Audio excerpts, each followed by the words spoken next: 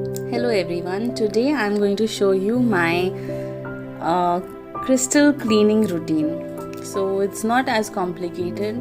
I just put some tulsi leaves because तुलसी के आगे तो भगवान विष्णु भी झुके थे.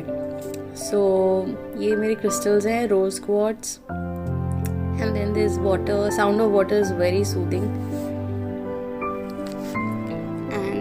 These crystals are for healing, and all of them have a different purpose. That's rose quartz, amethyst, and that's chondrite, blue and green. So all of them correlate with this has amber inside. So all of them correlate with the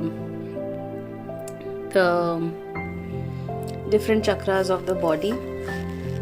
And these are very, very ancient crystals because they were formed when the earth was in its nascent stage, and these are from volcanic eruptions. So that volcano that had cooled down from ocean water had different hues. This is one of those crystals.